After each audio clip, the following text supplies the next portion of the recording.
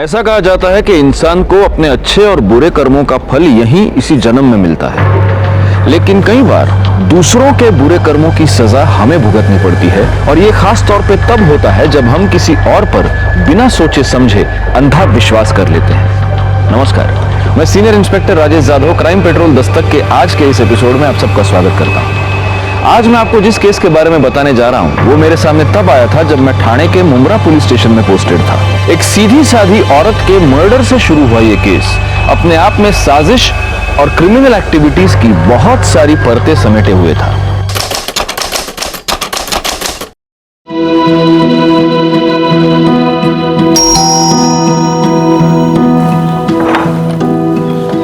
अरे शालिनी, आओ आओ। आजी की तबीयत कैसी है? ठीक है अभी।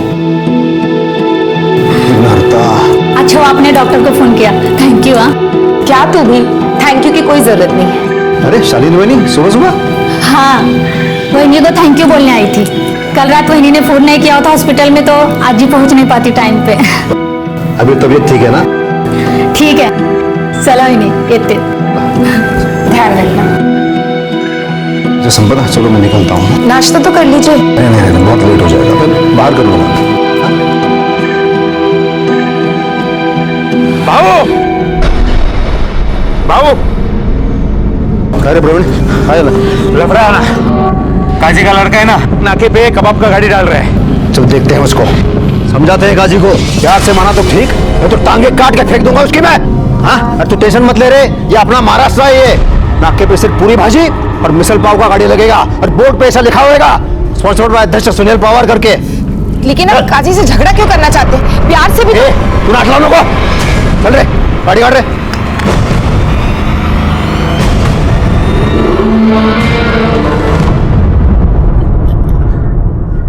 नहीं मतलब ठीक है, तुम ये लेके आए हो, लेकिन अपने देसी वड़ा पाव का मजा ही अलग है। और ये क्या, ये सॉस क्या लेके आए हो? अरे हिरवी चटनी, हिरवी मिर्ची पाई है ना मोटी मोटी। सर, हेड ऑफिस से फैक्स आया है।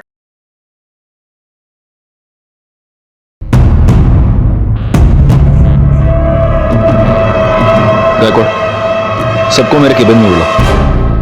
हेड ऑफिस से ऑर्डर आया है, मुंब्रा में रेड अलर्ट इशू हुआ है। इसके मुताबिक अगले कुछ दिनों में कोई बड़ी क्रिमिनल एक्टिविटी हो सकती है, जिसके लिए भारी तादाद में गैर कानूनी हथियार ठाणे शहर में आने की संभावना है। इसीलिए अगले कुछ दिनों तक अगर कोई भी सस्पिशियस एक्टिविटी, आदमी, औरत दिखे तो तुरंत एक्शन लीजिए। Yes sir.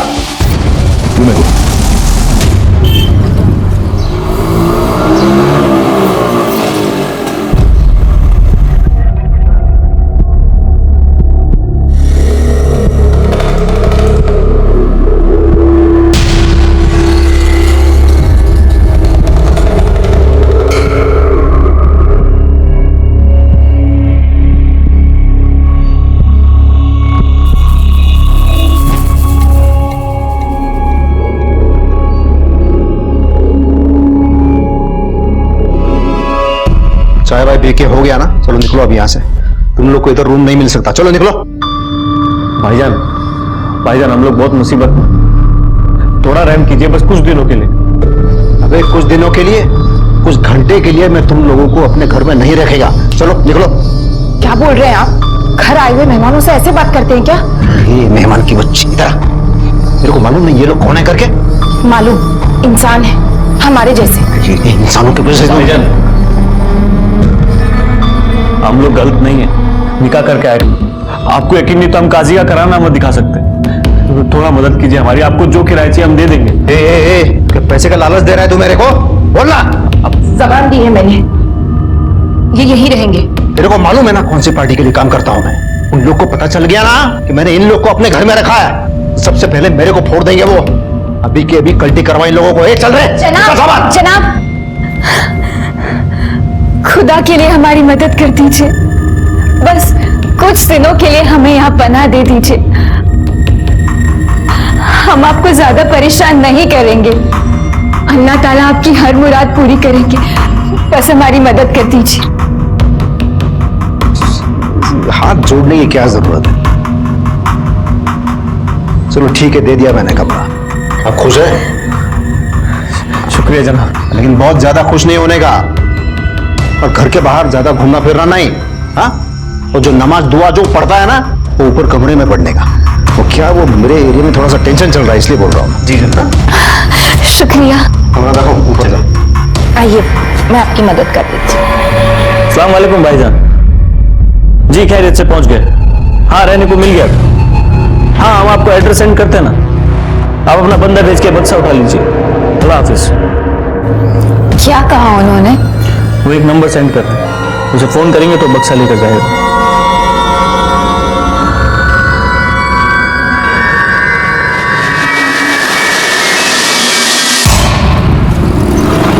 ये लो। अरे बस आपा। क्यों, मेरे हाथ का खाना अच्छा नहीं लगा? नहीं नहीं, खाना तो बहुत लजीज है, लेकिन मेरी खुराक जरा कम। वाकई खाना बहुत लजीज है आपका। ये संपदा खाना तो अच्छा बना दिए, लेकिन रोज वेज खा खा के तो बोर हो गया मैं। अगर ये मटन बिरयानी ऐसा कुछ हो जाए तो मजा आएगा। अरे हाँ मुमताज, तुम्हें मटन बिरयानी बनाना आता है क्या? भाईजान मुमताज तो बहुत ही उम्दा बिरयानी बनाती है, आपका पेट भर जाएगा पर नियत नहीं। तो फिर ठीक है, कल का प्लान मुमताज के हाथ की मटन बिरयानी। बेशक।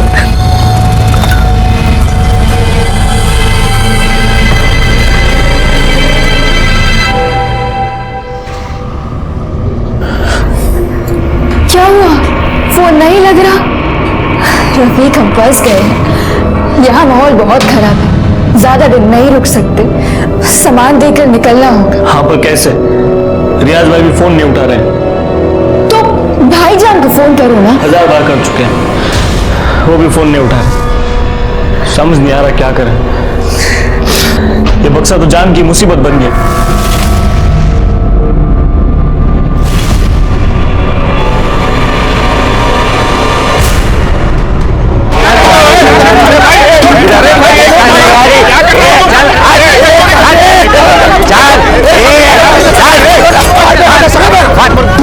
मैंने कहा था इनसे काजी से झगड़ा मत करना। काजी तेरे को प्यार से समझाया था मैंने, ये कबाब का गाड़ी बिरयानी का गाड़ी इधर नहीं डालने का। तो ये बात तेरे दिमाग में घुसता नहीं क्या? अरे हमको भी धंधा करने का है ना, कहाँ जाके देगा? जब मैं बोल रहा हूँ तो बीच में नहीं बोलने का। अरे क्या बहुत चर्बी चढ़ी है तेरे को? हाँ सिर्फ तू ही नहीं, तेरे साथ जो भी है ना सबका खीमा बना के इधर ही बेचेगा मैं। और तेरे को गाड़ी डालने का ही है ना तो उधर जाना, क्योंकि जब तक मैं इधर है ना यहाँ पर ये गाड़ी नहीं लगेगा, मैं बता रहा हूँ। चल तोड़ रहे उठा के बैठ। अरे वो गाड़ी भेज दो उधर। ये लोग क्या कर रहे हैं देखो, देखो ये क्या कर दिया। एक मिनट सुनील भाऊ, आप एक पार्टी के विभागाध्यक्ष हो और फिर भी आप सड़क पे ऐसे मारपीट कर रहे हो। अरे साहब ये काजी सलाह ये बिना म्युनिसिपैलिटी के परमिशन के अपने एरिया में ये बिरयानी कबाब का गाड़ी डाल रहा है, इसको थोड़ा सा सबक सिखा रहा था मैं बस। एक मिनट, अगर गाड़ी बेकायदा है ना तो आप कंप्लेंट कर सकते हैं, खुद सड़क पे उतर के मारपीट करने की कोई जरूरत नहीं है। वही समझा रहा था साहब मैं उसको, वही आप रुकिए, मैं आपसे बाद में बात करूंगा। सुनील बाबू जरा आप साइड में आइए। गायकवाड़ ये सबको पहले खाली करो इधर से। चला आप इधर आइए।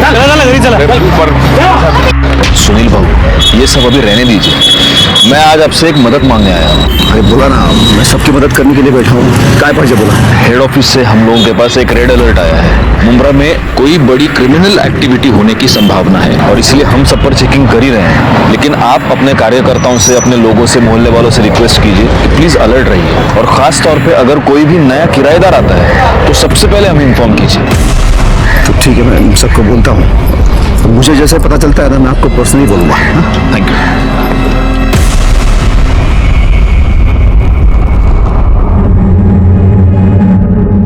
अरे भाई लोग यहाँ पे तमाशा नहीं चल रहा, चलो निकलो। ये चल जा रहे सुनेगा सब तू। गुस्सा क्या तेरे दिमाग में? मैं क्यों मना कर रहा था इन लोगों को रखने के लिए? चलो अभी निकलते हैं यहाँ से, इससे पहले कोई देख ले। चलो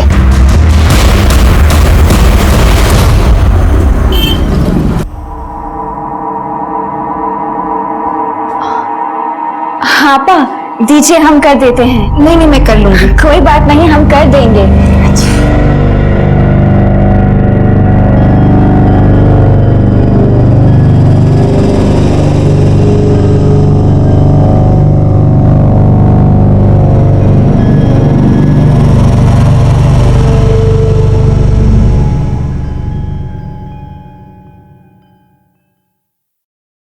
मैं स्कूल जा रही हूँ, आप नाश्ता करके काम। अरे अभी तक तैयार नहीं हुए, आज काम पे नहीं जाना है क्या?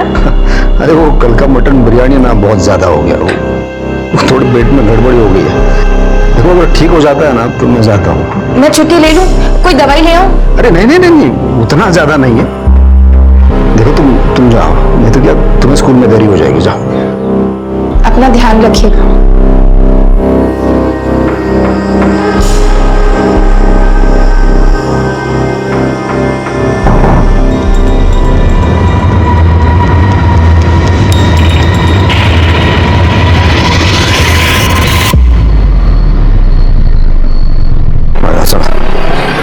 अरे दर्शन, प्रवीण, अच्छा अपने सारे कार्यकर्ता वो माने शिरवाड़कर साळुंके सब आ रहे हैं ना? सब आ रहे हैं। क्योंकि क्या मुझे इसमें पार्टी में सबका समर्थन चाहिए, तभी मैं बात को आगे बढ़ा सकता हूँ। हाँ बाबू बरोबर है, लेट होने वाला है।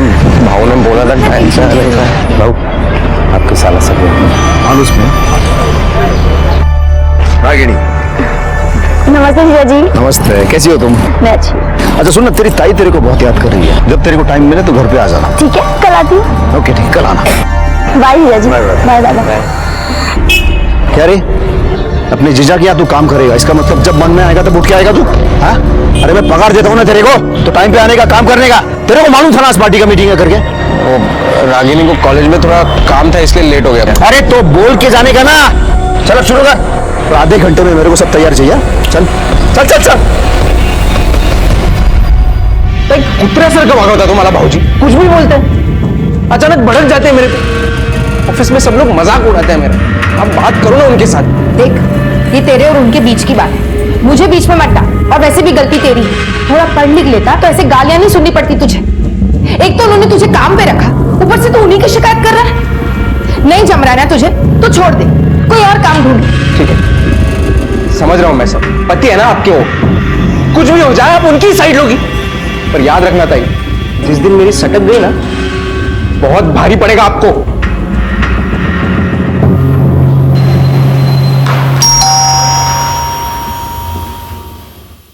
अरे रागिनी, ये दीदी का है? दीदी अरे रागिनी तू लेट हो गई, तेरी ताई तो निकल गई स्कूल के लिए। दीदी चली गई? हाँ, मैंने मस्त आप दोनों के लिए पोहा बनाया। अब दीदी तो चली गई, आप खा के देखो कैसा है। तूने बनाया तो अच्छा ही होगा ना। देखो मैं चम्मच लाती वाह वाह वाह। हूँ। मैं अपने हाथों से खिलाती हूँ। अच्छा खिला।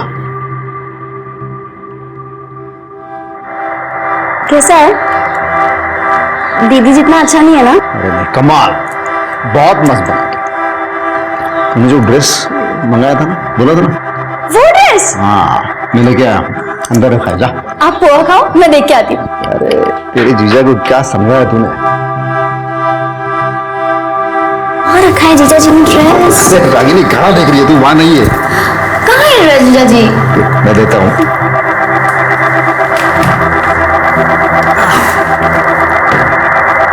देख,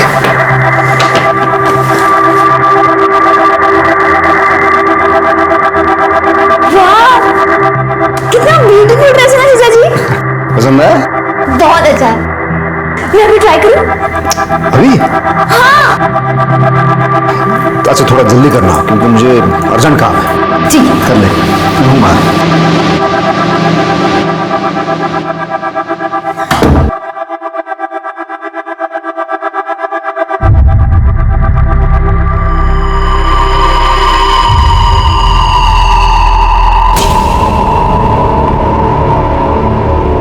ये लोग तो फोन ही नहीं उठा रहे, अब क्या करें इस बक्से का?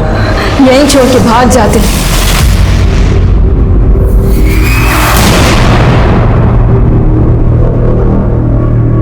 क्या नाम है आपकी बेटी का, कब से लापता है? संपदा पवार नाव आहे साहेब तिचं। 2 दिन से मेरी बेटी गायब है साहब, उसके पति को भी नहीं मालूम वो कहाँ गई। मतलब शादीशुदा है? तो कंप्लेंट लिखवाने के लिए उसका पति क्यों नहीं आया, आप लोग क्यों आए? क्या नाम है उसके पति का, क्या करता है? सुनील पवार नाम है साहब, अध्यक्ष है ये एरिया का वो।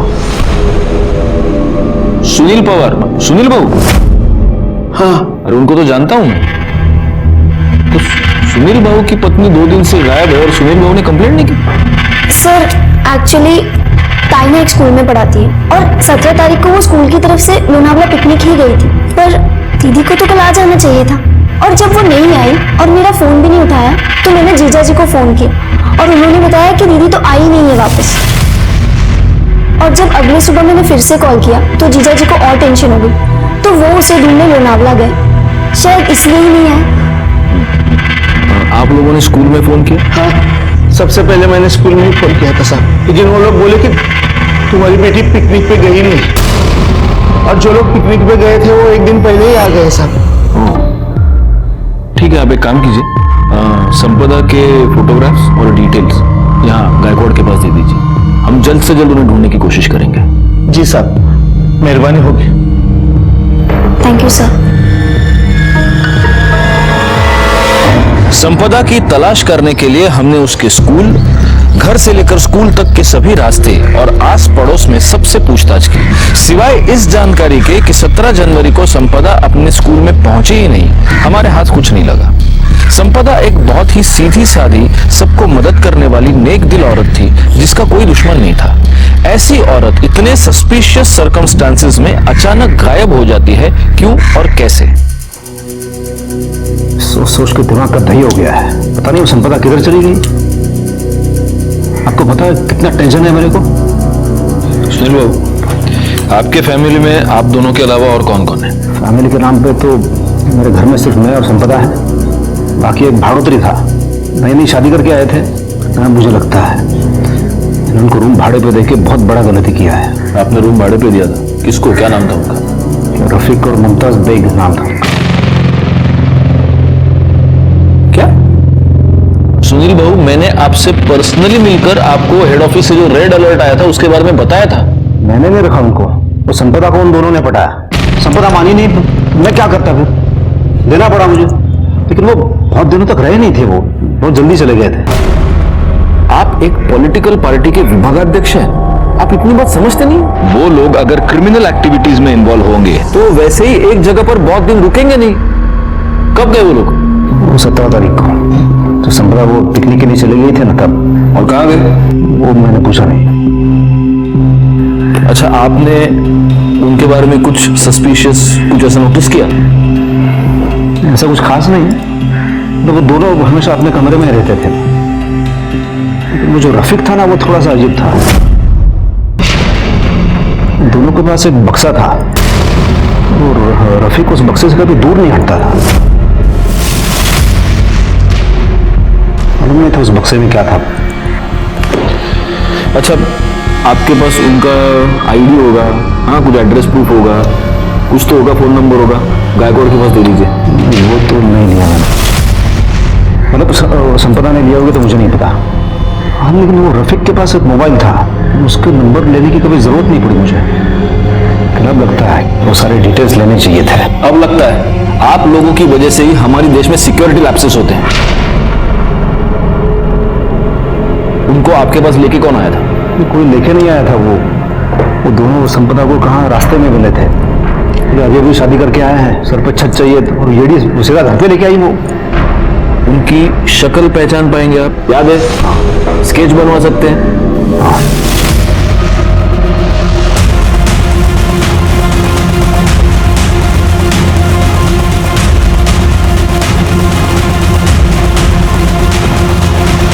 सर, रफीक और मुमताज के स्केच बन गए। ग्रेट। फौरन ये स्केचेस आसपास के पुलिस स्टेशन और हमारे खबरियों को भिजवा दो। हमें किसी भी हालत में इन्हें पकड़ना होगा, इससे पहले कि ये किसी आपराधिक घटना को अंजाम दे दें। सर,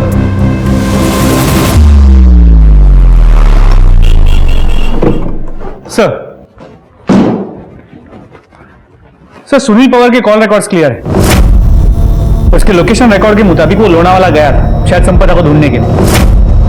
लेकिन संपदा के कॉल रिकॉर्ड्स एज एक्सपेक्टेड नहीं है। संपदा का फोन संपदा के गायब होने के 2 दिन बाद तक, मतलब कल शाम तक एक्टिव था, लेकिन उसकी लोकेशन लोनावाला की नहीं थी, यही मुमरा की थी। और उसका फोन इस दौरान कई बार स्विच ऑन और स्विच ऑफ हुआ। हर बार स्विच ऑन हुआ सिर्फ फोटोज रागिनी को भेजने के लिए। सर, मुझे लगता है कोई हमें मिसलीड करने की कोशिश कर रहा है। अब ये कंफर्म हो गया गायकवाड़ कि संपदा कभी लोनावाला गई नहीं थी, वो यहीं पर थी। और सर, सबसे इंपॉर्टेंट बात, संपदा के फोन से आखिरी कॉल किया गया था 100 पे। ये कॉल 5 सेकंड के लिए चला, जिसके बाद कट हो गया, और इसके बाद संपदा ने वापस कॉल नहीं किया। संपदा और ये कपल एक साथ गायब हुए। हो सकता है इस कपल ने संपदा को किडनैप किया हो। उनसे बचने के लिए जब वो 100 डायल कर रही होगी तब इन लोगों ने संपदा को पकड़ लिया और फोन कट कर दिया, और फिर किसी को शक ना हो इसलिए रागिनी को लोनावाला के पिक्चर्स भेजते रहे। इस सुनील भाऊ ने हमें इस कपल के बारे में ना बताकर बहुत बड़ी गलती की है। एक काम करो, 17 जनवरी को संपदा गायब हुई। उस दिन सुनील भाऊ के घर के आसपास जितने भी फोन्स एक्टिवेटेड थे उन सब के बारे में बता दो। सर हम उमरा पुलिस स्टेशन इंस्पेक्टर जादव बोलते हैं। ठीक से देखो कुछ मिलता है क्या? मांगे वा चलो।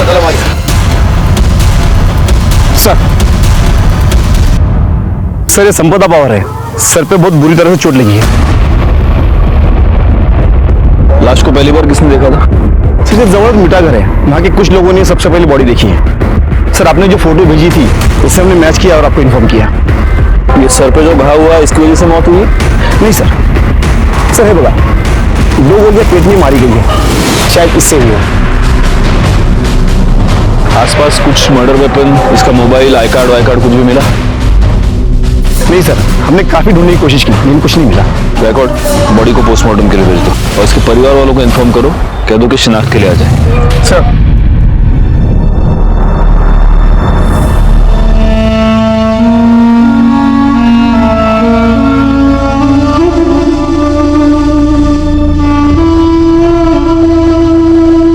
आम्ही गुन्हा नोंदवून घेतलाय, ठीक है, ओके। सर संपदा की बॉडी से जो गोलियां मिली थी, बैलिस्टिक रिपोर्ट के मुताबिक वो यूएस मेड बेरेटा गन से चले गए, और संपदा की पोस्टमार्टम रिपोर्ट के मुताबिक पहले उसके सर पे वार किया गया था, जिसके बाद उसे 2 गोलियां मारी गई जिस वजह से उसकी मौत हो गई। मुंब्रा में यूएस मेड बैरेटा गन, और वो भी एक स्कूल टीचर को मारने के लिए। गायकवाड़ ये काम जरूर उस कपल का ही है। सर 17 जनवरी को सुनील के घर के आसपास जितने नंबर एक्टिव थे उसमें से एक नंबर संदिग्ध है जिससे कई सारे इंटरनेशनल कॉल किए गए हैं। और सर ये जो दूसरा नंबर है ये तरोजा का नंबर है, इस नंबर से तरोजा के नंबर पर भी कई बार कॉल किए गए। सर लास्ट कॉल कल का है। एक काम करो, ये दोनों नंबर्स मॉनिटर करो और गायकवाड़ इनकी मोबाइल लोकेशन मुझे चाहिए इमीडिएटली। सर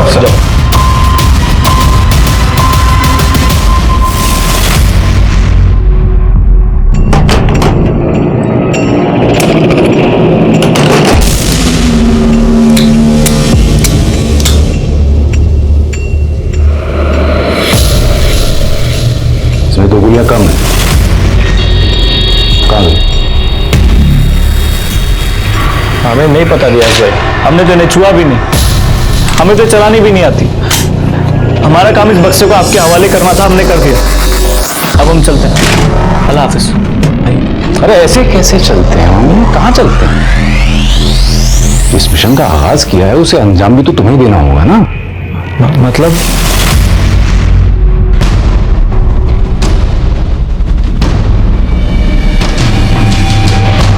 साहब सुनील भाऊ का और काजी का बहुत टेंशन चलता था, बहुत लफड़े भी हुए थे। पता नहीं साहब, वो भिवंडी क्यों चली गई हमें मालूम नहीं साहब। संपदा समाज सेना की एक्टिविटीज में इन्वॉल्व रहा करती थी? नहीं सर, ताई ये सबसे दूर ही रहा करती थी। ठीक है, तुम उस पर नजर रखो और अपडेट करते रहो। सर खबर पक्की है, तलोजा का नंबर रियाज पारकर का है, जो नाम की तो दुकान चलाता है, लेकिन दुकान के पीछे उसका गोडाउन है जहां से वो इलीगल एक्टिविटीज करता है।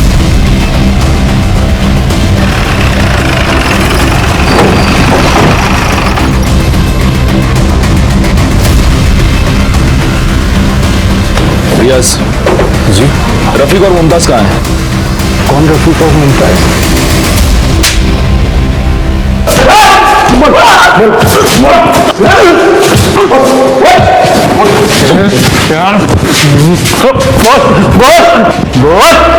गायकवाड़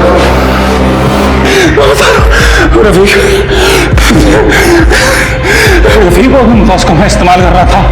साहब इधर के लोकल गैंग को बड़ी तादाद में असला चाहिए था, मैंने उसी काम में लगा दिया था।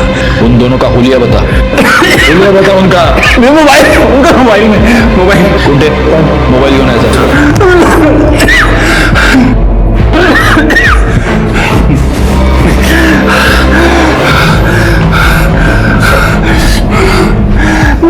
चल बोल, दिखा दिखा दिखा। ये दोनों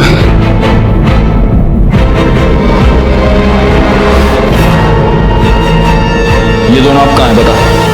पता नहीं, कल पता नहीं कहाँ चले गए, और साथ में वो बॉक्स भी ले गए। बॉक्स ले गए? क्या था उस बॉक्स में? बैरेट गन्स, मेरा पार्सल था, और ब्रांड न्यू गन्स थी, लेकिन उनमें एक गन में दो गोली नहीं थी, गायब थी। करड़े, अर्जुन किलो भर मिर्चा गया और सब के सब इसके मुंह में ठूसता हूं। जो मैं कह रहा था वही सच है। संपदा को इनकी असलियत पता चल गई और इसीलिए ये कपल उसको मारकर भाग गया। सर उनका भागना समझ में आता है, लेकिन संपदा की बॉडी को वहां भिवंडी में डिस्पोज करना समझ में नहीं आ रहा। होगा, इसका भी कोई ना कोई रीजन होगा। और ये रियाज जो हमसे कह रहा है कि ये कपल भाग गया है, ये झूठ है। इस रियाज ने ही जरूर इनको किसी मिशन पर भेजा है और हमें उस मिशन के बारे में पता लगाकर जल्द से जल्द उन्हें रोकना होगा। हमारे पास वक्त बहुत कम है। सर, वो सुलेमान काजी को लेकर आए। एक नंबर का मक्कार इंसान है वो सुनील।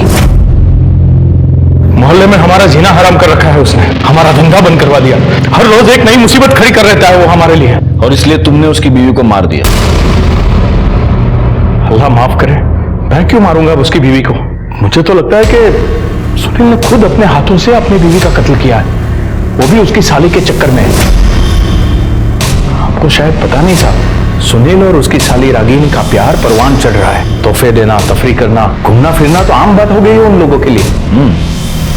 और तुझे कैसे पता कि सुनील का उसकी साली के साथ चक्कर चल रहा है? इश्क और मुश्क छुपाए नहीं छुपते साहब। कितनी बार सुनील ने हमारे भतीजे की दुकान से कीमती तोहफे खरीदवा कर दिए हैं रागिनी को।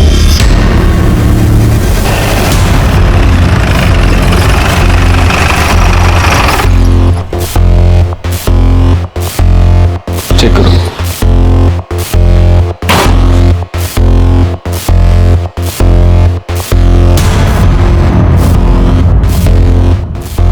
सुनिए, ये सुनील बाबू के घर पे ताला लगा है। कहाँ गए हैं, कब आएंगे, कुछ पता है? भाऊ तो कल से ही नहीं दिखे, कल से ही घर में ताला लगा हुआ है।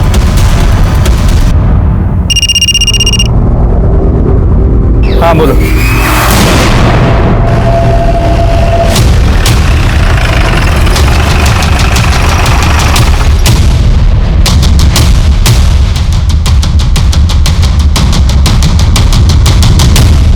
सर, बॉडी के पास पर्स और मोबाइल मिला है। देखो तो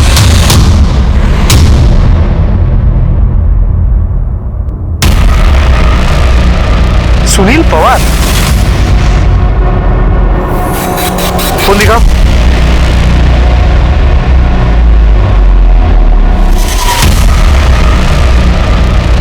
फोन को बुरी तरह डैमेज करने की कोशिश की गई है। स्विच ऑन भी नहीं होता। और सर, पीठ के ऊपर एक वार भी किया है। और सीने पे तो इतने बार किए हैं कि लगता है मारते वक्त किसी ने अपना पूरा गुस्सा इस पर निकाला है। एक काम करो, बॉडी को पोस्टमार्टम के लिए भेजो और वो मोबाइल लैब भेजो। सर, पीएम रिपोर्ट के मुताबिक सुनील पवार का मर्डर 22 जनवरी को दोपहर 2 से 4 के बीच में हुआ है। और सबसे खास बात यह है गायकवाड़ कि सुनील के बॉडी पर 8 से 9 इंच के चाकू से कम 20 बार वार किए गए हैं। 20 बार मतलब जिसने भी सुनील बाबू का मर्डर किया है उसने बहुत ही गुस्से और नफरत में उसका मर्डर किया है। और इसीलिए उसका खून होने के बाद, वो मरने के बाद भी वो मर्डर उस पर लगातार वार करता रहा। सर, रफीक का फोन कुछ मिनट पहले ही मानखुर्द में ऑन हुआ है। फौरन उसकी एग्जैक्ट मोबाइल लोकेशन निकालो, हमें जल्द से जल्द निकलना होगा।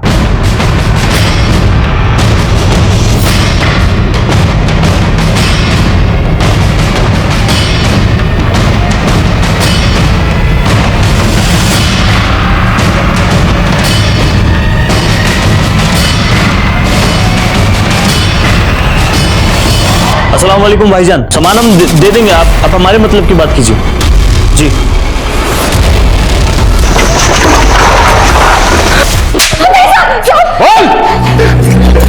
हम सच कह रहे सर, वो असला हमारा नहीं है।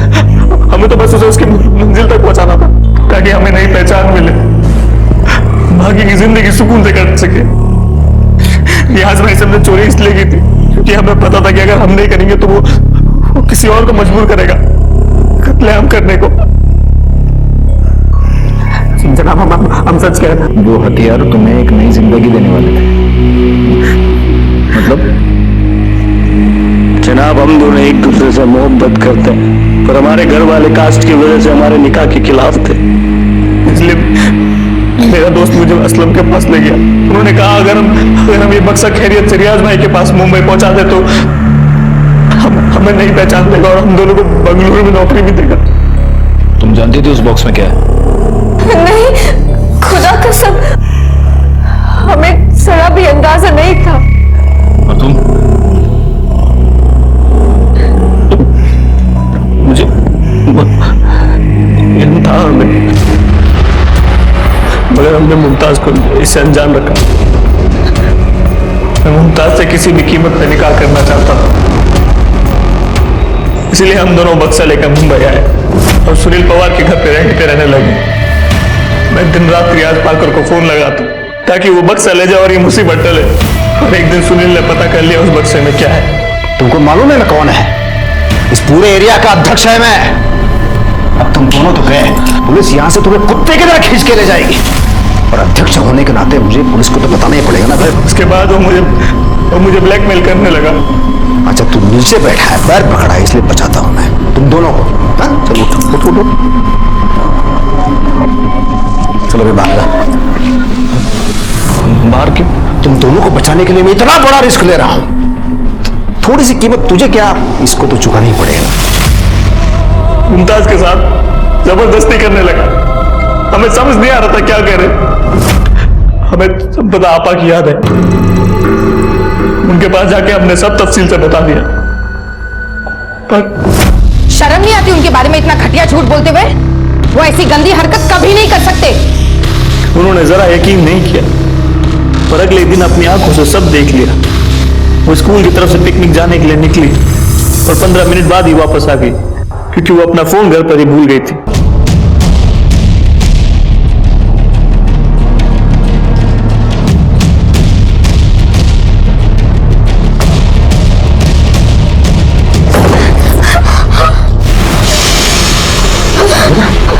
इसका मतलब ये लोग सच बोल रहे थे। मैंने इनकी बात पे भरोसा नहीं किया। तुम पर आग बंद करके मैंने भरोसा किया और तुम ये सब। संपदा, अरे तू गलत समझ रही है। इनको थोड़ा सा सबक सिखाना था। मेरे को मालूम नहीं ये लोग क्रिमिनल हैं। अरे गन का बक्सा लेकर घूम रहे हैं, तेरे को बेवकूफ बनाया इन लोगों ने। ये लोग तो पराए, लेकिन आपको क्या हो गया? तुमने पुलिस को खबर क्यों नहीं की? तुमने मुझे धोखा दिया है। छोड़ने वाली नहीं हूं मैं तुम्हें। पुलिस को जाके अभी सब बता दूंगी मैं। ये संपदा रुक ना, मेरी बात सुन रहे। मेरी बात सुन, मैंने कुछ नहीं किया। तू कहां जा रही है? तू रुक जा। अरे संपदा क्या कर रही है तू ये? मैं तुम्हारी करतूतों के बारे में पुलिस को बता के रहूंगी। तू ऐसा नहीं करेगी तो क्या करेगी? कुछ नहीं सुनना मुझे।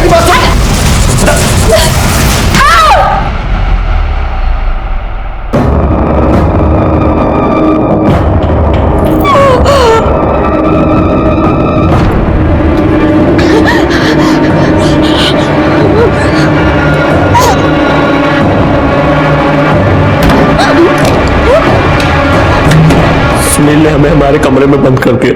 संपदा भाभी को गाड़ी में लेकर निकल गया। उसके पास गन कहां से आई? जनाब वो गन उसने हमारे बक्से से निकाली थी। जिस दिन तो उसे बक्सा मिला उसने अपने कब्जे में ले लिया। उसके बाद वो निकल गया और कुछ घंटे बाद प्रवीण के साथ वापस आया और हम दोनों को घर से बाहर निकालने लगा। बहुत बड़ा लफड़ा हो गया। चलो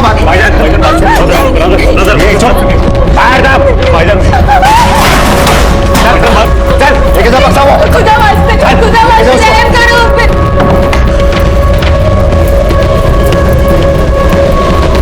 इसका मतलब ये प्रवीण भी इन्वॉल्व था? सुनील ने ही नहीं,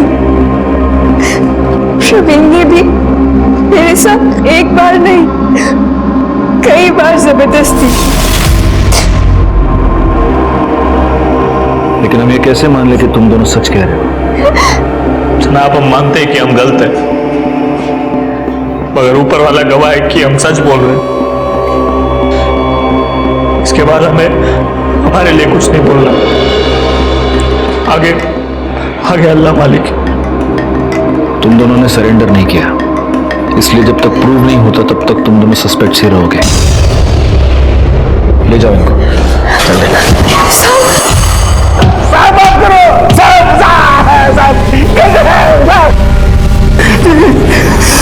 साहब तू जब तक बोलेगा नहीं हमारे हाथ रुकेंगे नहीं। बोल।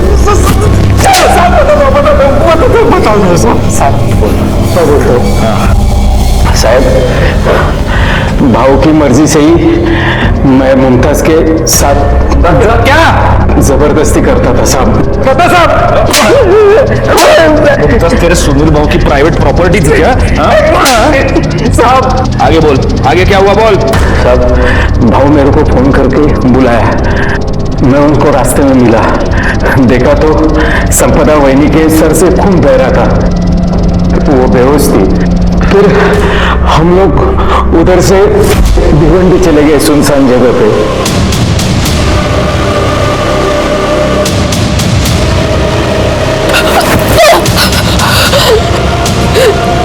तुम्हें छोड़ोगे नहीं, छोड़ोगे ना, मैं तुम्हें सजा दिलवाती रहूंगी।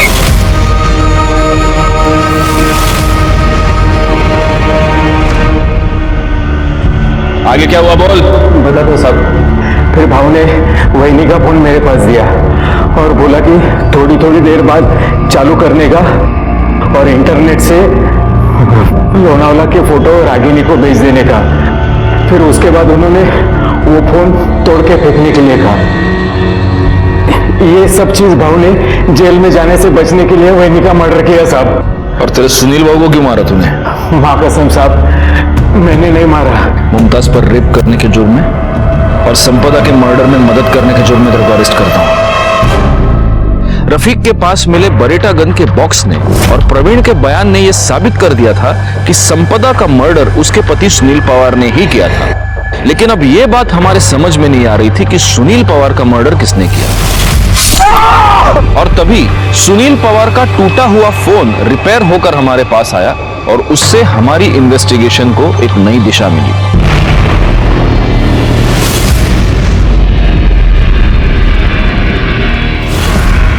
तुम्हारी ये तस्वीर हमें सुनील के मोबाइल में मिली।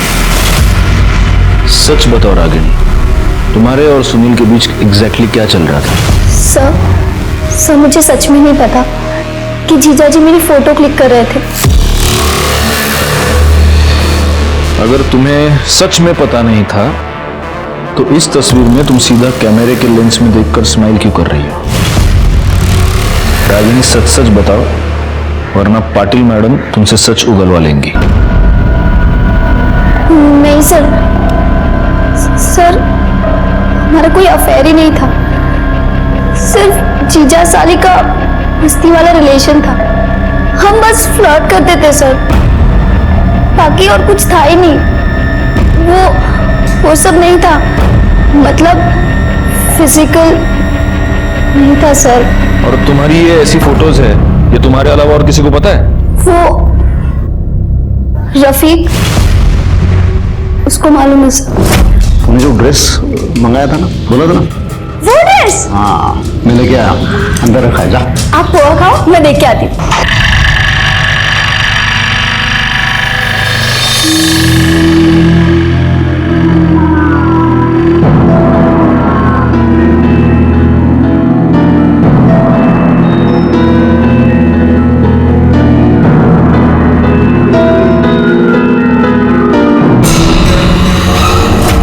सुनील पवार ने रागिनी की कपड़े बदलते हुए तस्वीरें निकाली थी।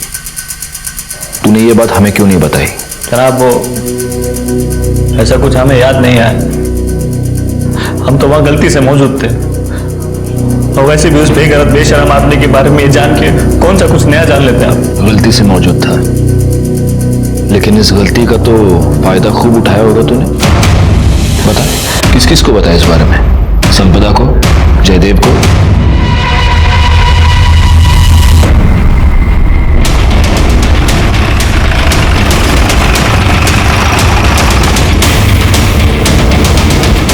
पूरे घर की तलाशी ले लो, कोई भी कोना छूटने ना पाए। चलो बाहर चलो।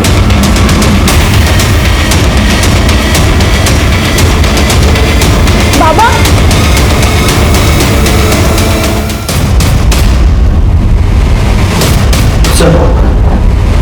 जेब में चाकू मिला और इसके ऊपर खून के दाग हैं।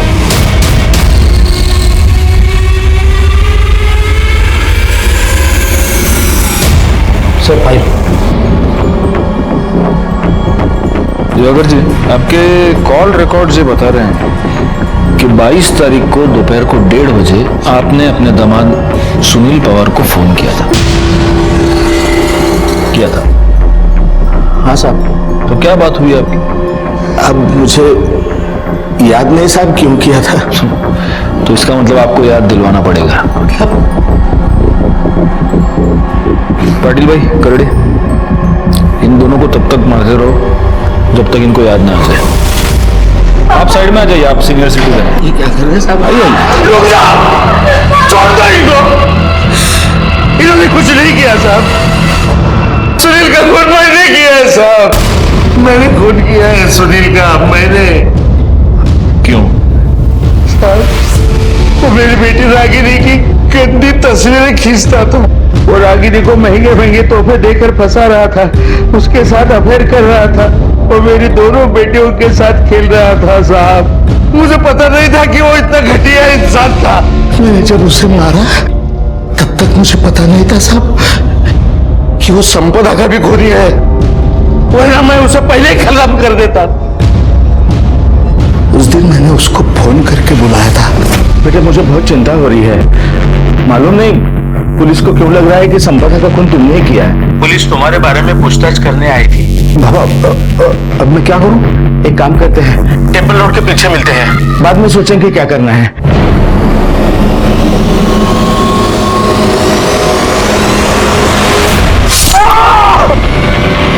गायकवाड़, चार्जशीट बनवा।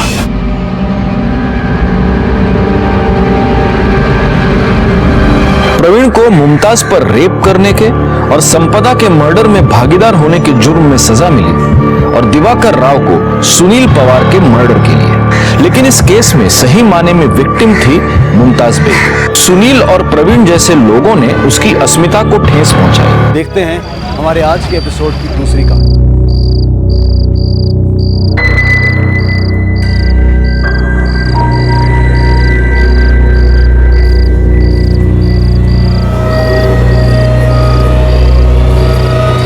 मैं सुरेश जायसवाल नासिक महाराष्ट्र का निवासी हूं और अभी मैं 2 बजे एक वीडियो बना रहा हूं। मेरी जान को खतरा है।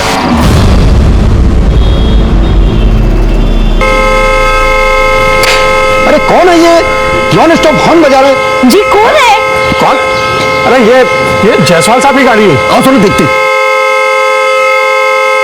अरे भाई साहब, क्या तबीयत खराब है भाई साहब? भाई साहब, अरे ये तो जायसवाल साहब है। अरे किसी चाकू मार दिया। जायसवाल साहब, जल्दी फोन करो। अरे एम्बुलेंस लो, जल्दी जल्दी।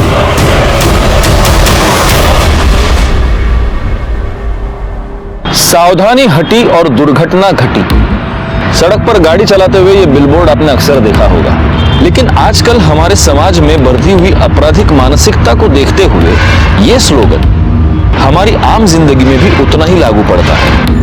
नमस्कार, मैं senior inspector Rajesh Yadav crime petrol Dastak के आज के इस भाग में आप सबका स्वागत करता हूँ। एक आदमी अपने ही घर के बाहर अपनी ही गाड़ी में मरा हुआ पाया गया। ये केस मेरे पास तब आया था जब मैं नासिक के अंबड़ पुलिस स्टेशन में पोस्टेड था। इस केस के सिरे सुलझाते सुलझाते हमारे पसीने छूट गए थे, क्योंकि सस्पेक्ट्स की एक बहुत लंबी लिस्ट बन गई थी। लेकिन इस गुनाह के पीछे का मोटिव इतना अजीबोगरीब था कि इसे सुलझाना हमारे लिए एक बहुत बड़ा चैलेंज बन गया था।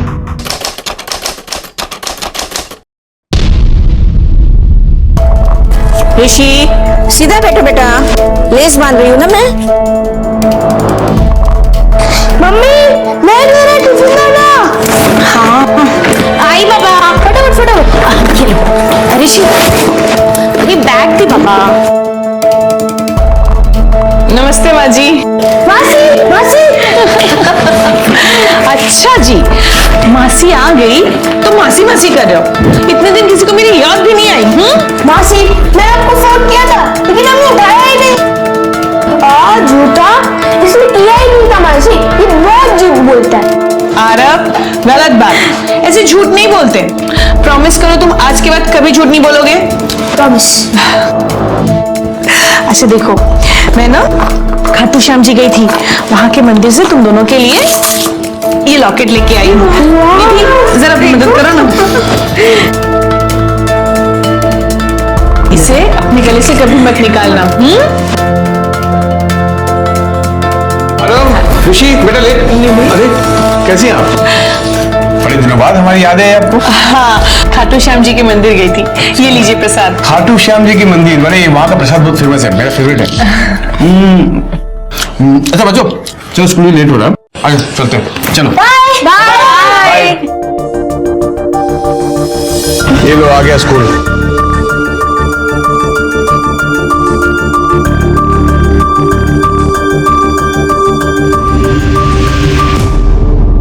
अच्छा, अब मैं चलती हूँ, राजीव से भी मिलने जाना है, उसको भी प्रसाद दे आऊं। सुना है मेरी बहन ने मुझे याद किया। अरे अच्छा हुआ तो यहीं आ गया, ये ले खाटू श्याम जी का प्रसाद लाई हूँ। Thank you so much. अच्छा अब मैं चलती हूँ, मुझे ना बैग पैक करना है। दीदी आप कहीं जा रही हैं? हाँ, ऑफिस के काम से 2 दिन के लिए बाहर जा रही हूँ, बस ये चाबियां देने आई थी। बीच बीच में जरा चक्कर मार लेना, नजर रखना जरा घर पे। दीदी ये भी कोई कहने वाली बात है? अच्छा माँ जी, चलती हूँ। चलो मैं तुम्हें छोड़ने आती हूँ।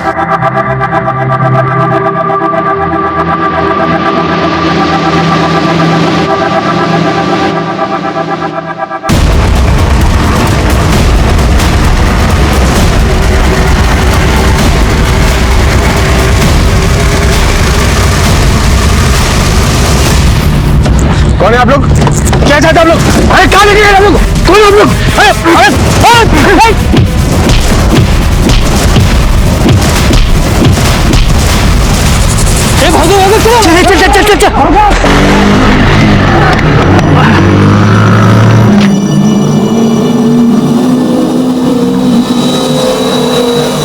बेटा सुरेश, ये चोट कैसे लगी तुझे? अरे माँ बताया ना, मैं गिर गया था। मैं सचमुच गिर गया या मुझसे झूठ बोल रहा है? माँ झूठ बोलता तो तुम पकड़ नहीं लेती। चल झूठे। माँ निधि कहाँ? दिखाई नहीं दे रही। वो तो राजू के पास गई है ना। पापा आपको पता है आज मम्मी बहुत रो रही थी। माँ नींद आई थी क्या?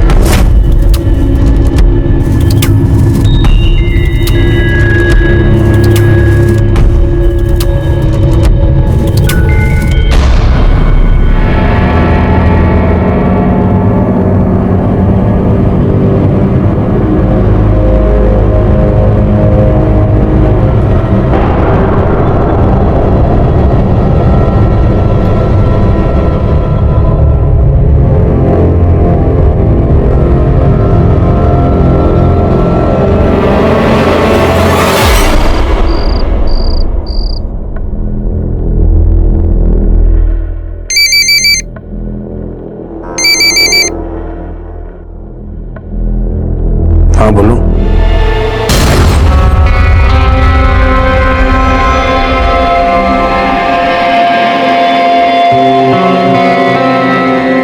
बस दिन में ऑफिस और रात में लैपटॉप। सुरेश कभी अपनी बीवी को भी देख लिया करो।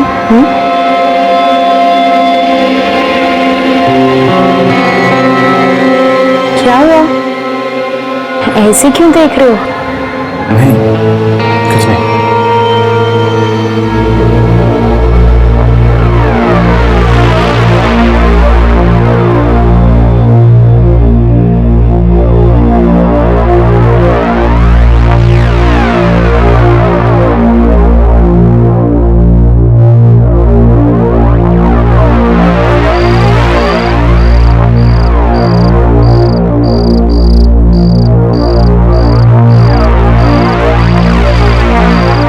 मैं सुरेश जायसवाल नासिक महाराष्ट्र का निवासी हूं और अभी मैं 2 बजे एक वीडियो बना रहा हूं। मेरी जान को खतरा है।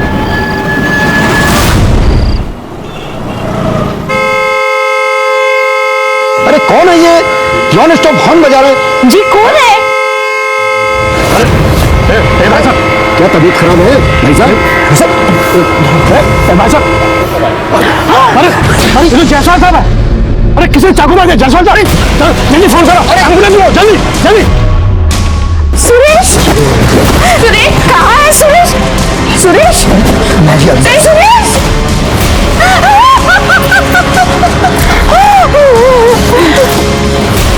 संभालिए संभालिए अपने को। क्या हुआ? संभालिए अपने को।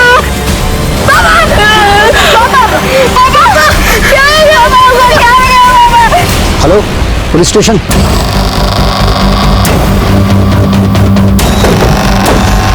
हटिए हटिए वहां से।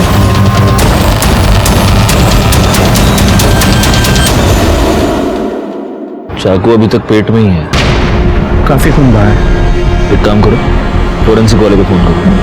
सर, इनको सबसे पहले किसने देखा? अब मैंने देखा था सर, बहुत देर से हॉर्न बजाने की आवाज आ रही थी। नजदीक जाके देखा तो अपना सुरेश भाई थे। इनकी फैमिली है? ये सर इनकी फैमिली है सर।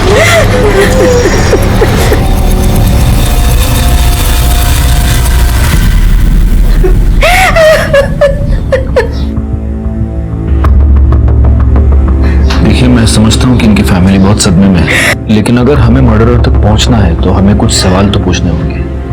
वैसे आप कौन? सर मैं सुरेश जायसवाल जी का साला हूँ, नीति का कजिन ब्रदर, और सामने वाले घर में रहता हूँ। ओके, अच्छा मुझे एक बात बताइए, ये सुरेश जायसवाल एग्जैक्टली क्या काम करते थे? सर उनकी मनी लैंडिंग की फर्म थी। अच्छा, तो इस मनी लैंडिंग के सिलसिले में किसी के साथ कोई झगड़ा, कोई दुश्मनी, ऐसा कुछ? साहब, अगर कोई प्रॉब्लम होती भी तो वो हमें क्यों बताता? बहुत लायक बेटा था। हम लोगों को अगर कोई परेशानी हो गए, इसके लिए उसने आज तक कभी कुछ भी नहीं बताया हम लोगों को। वैसे ये सुरेश जायसवाल के पास उनका अपना लैपटॉप तो होगा, तो उनका लैपटॉप हमें सीज करना होगा। क्या हो गया भाई को?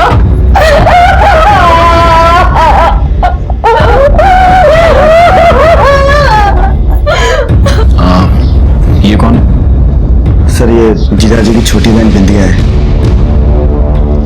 और ये उनके हस्बैंड हेमंत।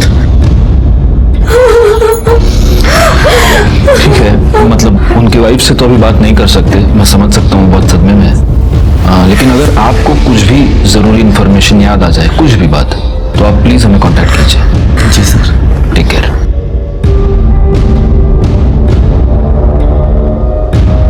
मासी,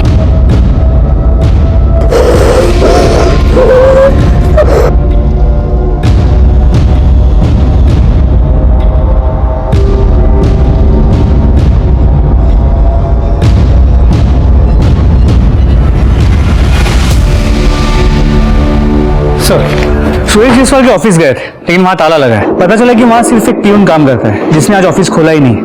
उसे पुलिस स्टेशन बुला लिया है पूछताछ के लिए। मुझे लगता है गायकवाड़, इस सुरेश जायसवाल का मर्डर किसी प्रोफेशनल रीजन की वजह से ही हुआ है, मतलब पैसे का लेन देन वगैरह, और ये सब उसके फोन से ही पता चलेगा। सर उसका फोन अब तक अनलॉक नहीं हो पाया है, शायद थोड़ा वक्त लगेगा। तब तक एक काम करो, उसकी मोबाइल लोकेशन और कॉल डिटेल्स निकालो। सर, सुरेश जायसवाल की पीएम रिपोर्ट और फॉरेंसिक रिपोर्ट।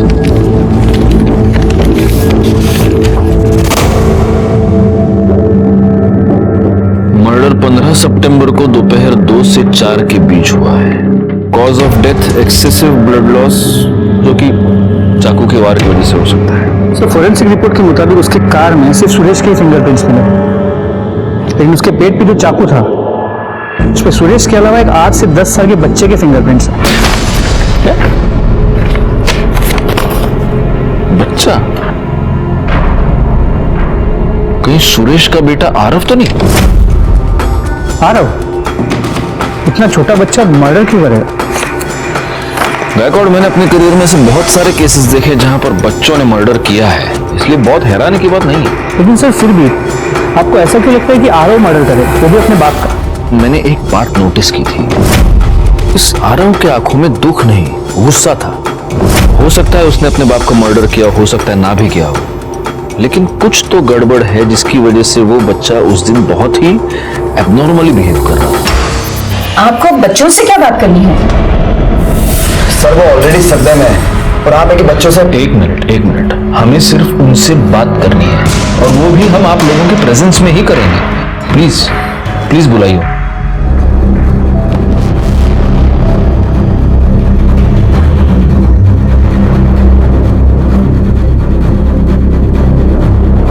कैसे हो तुम दोनों? देखो, डरना बिल्कुल नहीं है। कल एग्जैक्टली क्या हुआ था, तुम दोनों ने क्या देखा? पापा हमें स्कूल में रहने नहीं आए थे। हमने सोचा कि हम खुद चलकर घर चले जाते हैं।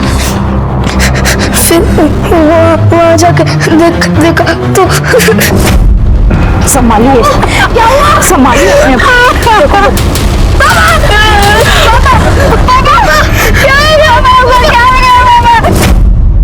आरव, तुम्हारे स्कूल में तुम्हें ये सिखाया नहीं कि झूठ बोलना बुरी बात है? तुम तो अच्छा झूठ बोल लेते हो। एक मिनट, आप कहना क्या चाहते हैं? मेरा बच्चा आपसे झूठ बोल रहा है? सर प्लीज, आपने कहा था कि आप सिर्फ बच्चों से बात करना चाहते हैं, लेकिन आप तो इन्हें डरा रहे हैं। ये कोई तरीका होता है इतने छोटे से बच्चे से बात करने का? तो मेरा बेटा चला गया और ऊपर से आप। एक मिनट देखो, ये फॉरेंसिक की रिपोर्ट है। इस रिपोर्ट के मुताबिक आपके बेटे का खून जिस चाकू से हुआ, उस चाकू के हैंडल पर 8 से 10 साल के किसी बच्चे के फिंगरप्रिंट्स मिले। जी, हमें ऋषि और आरव के फिंगरप्रिंट्स लेने होंगे और अगर इनमें से किसी के भी फिंगरप्रिंट्स उन फिंगरप्रिंट्स से मैच होते हैं तो हमें उस बच्चे को कस्टडी में लेना होगा।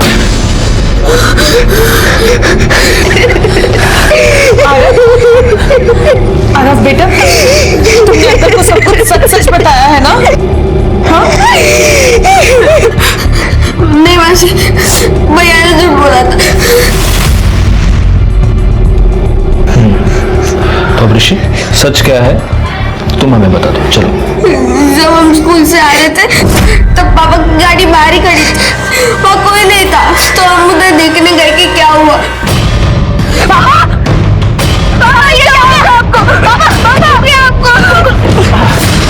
पापा, पापा, चाकू लगा, रुक निकल तू। पापा,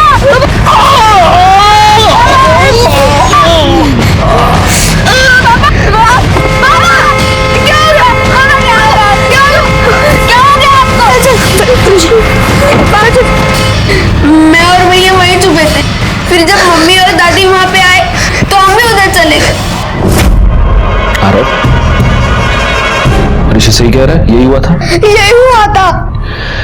फिर भी हमें इनके फिंगरप्रिंट्स तो लेने ही होंगे। उसके लिए आपको इनको लेकर पुलिस स्टेशन आना होगा। बेटा ऐसे हाथ रखो। गुड, अब वो हाथ। गुड बेटा, अब तुम हाथ रखो। अब वो हाथ। वेरी गुड, हो गया फट से। चलो अब ये बताओ कि क्या खाओगे? चॉकलेट खाओगे, वड़ा पाव खाओगे, क्या खाओगे? मैं वड़ा पाव नहीं खाता। हाँ, जब मम्मी घर पे बनाती है तब भी ये नहीं खाता। मैं तो 2 खाता हूँ। Very good. मेरी मम्मी बहुत अच्छी है, वो बहुत टेस्टी वड़ा पाव बनाती है। वो अच्छी नहीं है, वो बहुत गंदी है। क्यों? ऐसा क्या किया है मम्मी ने? वो गंदे काम करती है। मतलब? वो राजीव मामा के साथ गंदे काम करती है। राजीव, कोई आ जाएगा, क्या कर रहे हो? राजीव छोड़ो ना मुझे।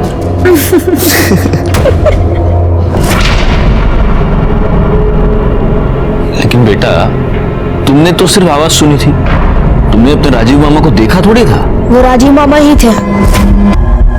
उनकी वजह से मम्मी और पापा के बीच में झगड़ा होता था। मतलब तुम्हारे पापा को ये सब पता था? पापा के डेथ से 2 दिन पहले राजीव मामा के वजह से ही मम्मी और पापा में बहुत बड़ा झगड़ा हुआ था। झूठ बोलती है, झूठ बोलती है, झूठ बोलती है। धोखा दे दी मुझे, धोखा दे दी तू। छोड़ो मेरी माँ को।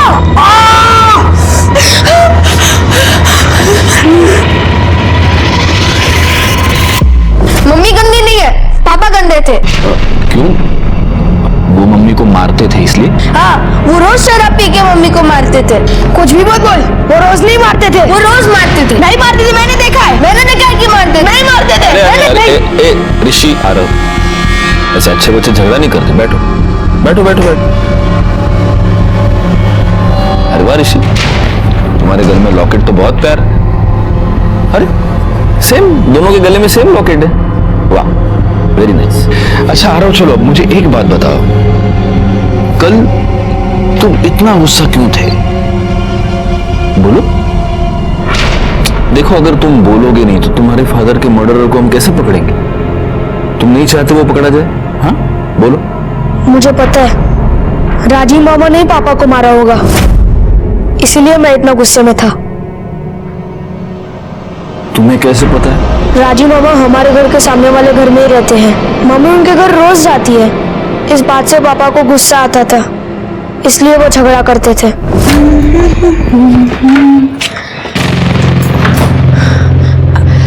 आप आज जल्दी आ गए।